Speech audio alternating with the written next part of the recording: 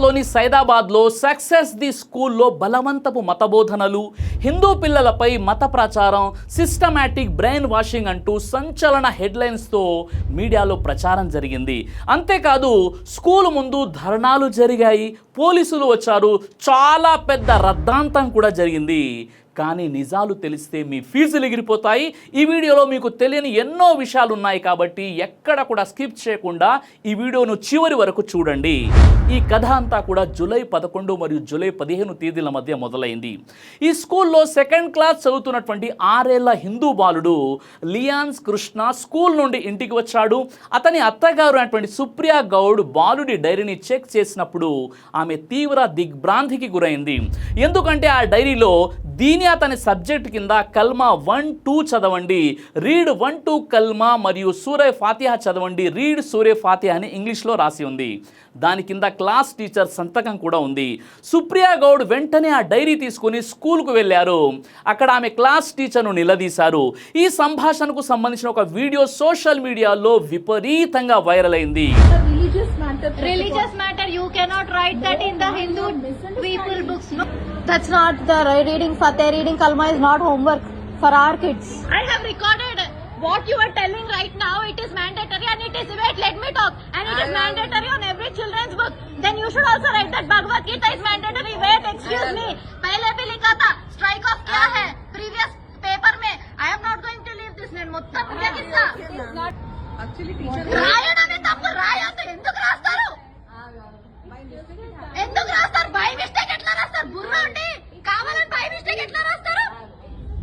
ఆ వీడియోలో ఆమె టీచర్ను 6 ఏళ్ల చిన్న హిందూ బాబుకు ఇస్లామిక్ ప్రార్థనలు ఎలా హోంవర్క్గా ఇస్తారు, ఒకవేళ మీ పిల్లల డైరీలో భగవద్గీత శ్లోకాలు లేదా బైబిల్ ప్రార్థనలు రాసి హోంవర్క్గా ఇస్తే మీరు ఊరుకుంటారని ప్రశ్నించడం మనం చూడవచ్చు. ఈ వివరాలు తెలిసాక స్కూల్ యాజమాన్యం మరియు టీచర్ ఒక వివరణ ఇచ్చారు. ఈ స్కూల్లో ముస్లిం పిల్లల కోసం దీనియాత్ అనే సబ్జెక్ట్ ఆప్షనల్గా ఉంది. టీచర్ ఏమన్నారంటే క్లాస్లో అందరూ ముస్లిం పిల్లలే ఉన్నారు కదా అని పొరపాటున ఈ హిందూ బాబు డైరీలో కూడా హోంవర్క్ రాసేశానని చెప్పారు. మనం మొదట అర్థం చేసుకోవాల్సింది ఏమిటంటే ఆ స్కూల్ క్లాస్ రూమ్లో అసలు ఏం జరిగిందో తెలుసుకోవడం. టైమ్స్ ఆఫ్ ఇండియా వంటి ప్రముఖ జాతీయ మీడియా సంస్థల కథనాల ప్రకారం ఆ స్కూల్లోని 2nd క్లాస్ సెక్షన్లో మొత్తం 25 మంది పిల్లలు ఉన్నారు. అందులో 24 మంది ముస్లిం పిల్లలు కాగా కేవలం ఒక్కరే హిందూ బాలుడున్నాడు. అతని పేరే లియాన్స్ కృష్ణ అని Charminar zone deputy commissioner of police DCP Khare Kiran Prabhakar స్వయంగా చెప్పారు. ఆ రోజు టీచర్ క్లాస్లో ఉన్న పిల్లలందరికీ హోంవర్క్ రాస్తూ క్లాస్లో ఉన్నదంతా ముస్లిం పిల్లలే కదా అనే ఒక అజాగ్రత్తతో పొరపాటున ఆ ఒక్క హిందూ బాబు డైరీలో కూడా కలిమా చదవండి మరియు సూర్య ఫాతిహా చదవండి అని రాసేశారని మీడియా నివేదికలు తెలిపాయి. ఇది ఉద్దేశపూర్వకంగా చేసిన పని కాదు, కేవలం ఒక యాక్సిడెంటల్ పొరపాటు మాత్రమేనని స్కూల్ యాజమాన్యం మరియు హైదరాబాద్ పోలీసులు అధికారికంగా స్పష్టం చేశారు. కానీ ఆ బాబు యొక్క బంధువులు దీనిని అంగీకరించలేదు. అంతకు ముందు కూడా ఒకసారి డైరీలో కల్మా చదవమని రాసి ఆ తర్వాత కొట్టేసినటువంటి స్ట్రైక్ ఆఫ్ చేసిన గుర్తులు ఉన్నాయని వారు చూపించారు. ఒకసారి పొరపాటు జరగవచ్చు కానీ పదే పదే ఎలా జరుగుతుందని వారు ప్రశ్నించారు. ఈ వీడియో సోషల్ మీడియాలో వైరల్ అవ్వగానే కథ వేరే మలుపు తిరిగిపోయింది. బీజేపీ, ఆర్ఎస్ఎస్ మరియు స్థానిక హిందూ సంఘాలు స్కూల్ ముందు పెద్ద ఎత్తున నిరసనలు చేపట్టారు. శాంతి భద్రతలను కాపాడడానికి పోలీసులు అక్కడికి భారీగా మోహరించారు. ఈ గొడవ అంతా జరిగాక స్కూల్ యాజమాన్యం వెంటనే స్పందించింది. తప్పు జరిగిందని ఒప్పుకుంటూ సదరు క్లాస్ టీచర్ షేక్ ఆయిషా పర్వీన్ను ఉద్యోగం నుండి తీసేసింది. అంతేకాకుండా భవిష్యత్తులో వారి గ్రూప్ ఆఫ్ ఎడ్యుకేషన్ సంస్థల్లో ఆమెకు ఎక్కడ ఉద్యోగం ఇవ్వకుండా బ్లాక్ లిస్ట్ కూడా చేసింది. స్కూల్ యాజమాన్యం బాలుడి కుటుంబానికి క్షమాపణలు కూడా చెప్పింది. దీనితో బాబు తండ్రి రాజశేఖర్ ఈ క్షమాపణను అంగీకరిస్తూ గొడవను ఇంతటితో ఆపేశారు.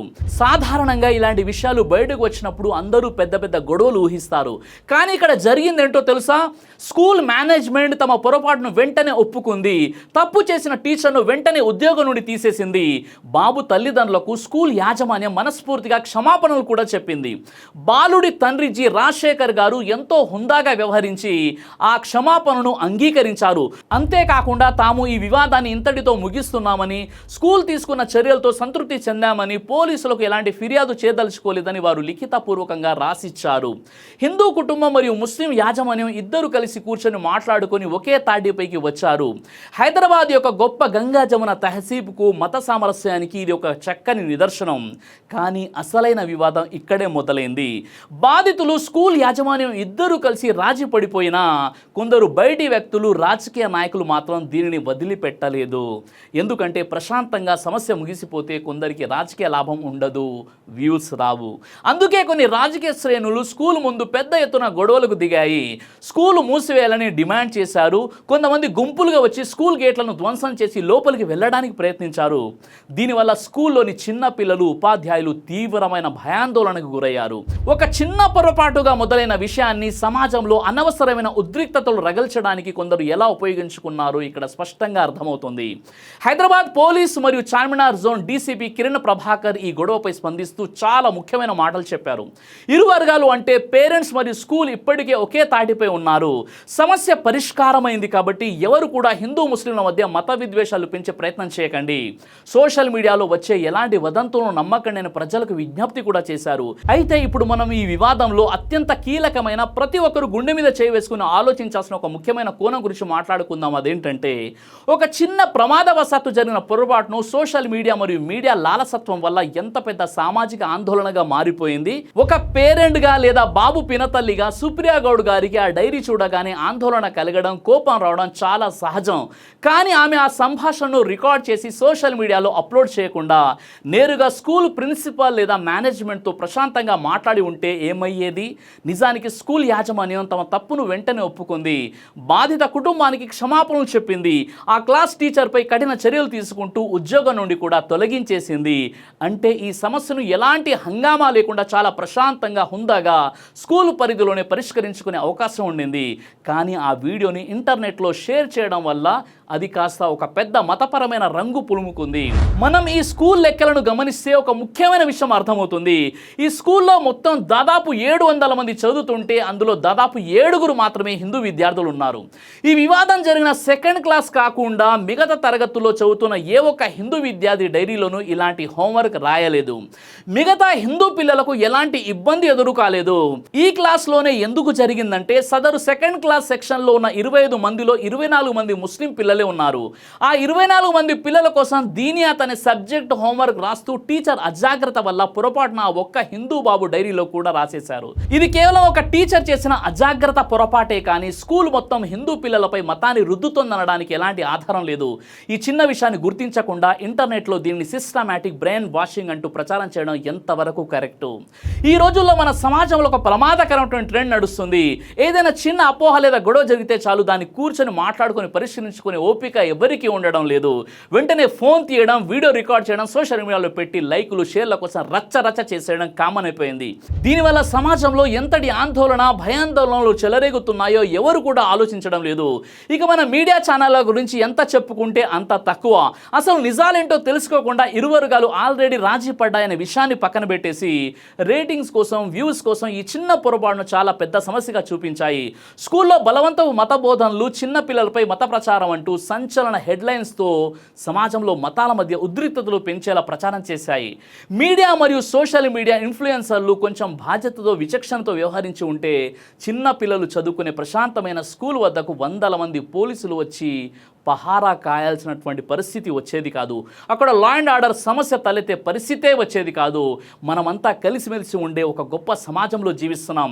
ఒక చిన్న అపార్థాన్ని కొందరు తమ స్వార్థ ప్రయోజనాల కోసం, రాజకీయ మైలేజ్ కోసం ఎంత దూరం వరకు తీసుకెళ్లగలరో మనం కల్లారా చూసాం. మన పిల్లల భవిష్యత్తు బాగుండాలన్నా, సమాజంలో ప్రశాంతత వర్ధిల్లాలన్నా, మన దేశం అభివృద్ధి చెందాలన్నా ఇలాంటి సోషల్ మీడియా వైరల్ వీడియోలను చూసి ఆవేశపడకుండా విచక్షణతో ఆలోచించడం మన అందరి బాధ్యత. చివరిగా మనం గమనించాల్సింది ఏమిటంటే, సమాజంలో సామాన్య ప్రజలు ఎప్పుడు ఒకరితో ఒకరు కలిసిమెలిసి ప్రశాంతంగా బ్రతకడానికే ఇష్టపడతారు. సమస్యలు వచ్చినప్పుడు కూడా కూర్చొని మాట్లాడుకొని పరిష్కరించుకుంటారు.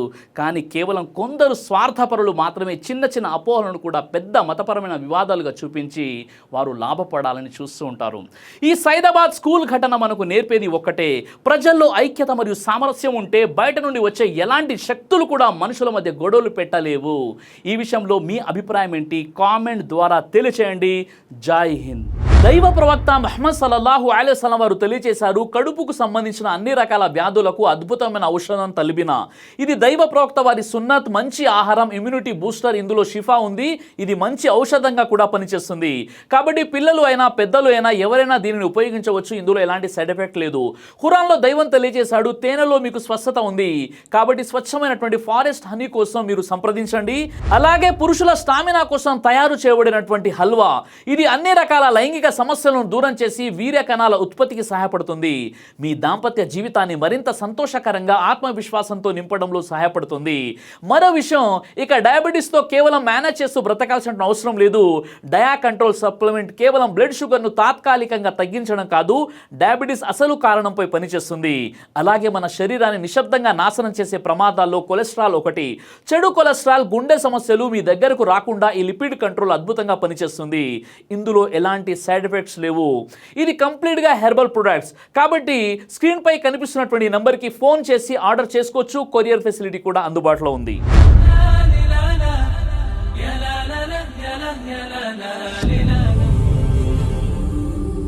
బ్రదర్ సిరాజ్ అని యూట్యూబ్ ఛానల్ని మీరు సబ్స్క్రైబ్ చేసినట్లయితే ఇన్షాల్లా దైవచిత్తం అయితే మీకు వీడియోస్ వస్తుంటాయి. అదేవిధంగా బ్రదర్ సిరాజ్ అనేటటువంటి ఫేస్బుక్ని కూడా లైక్ చేయడం వల్ల మీకు వీడియోస్ వస్తుంటాయి.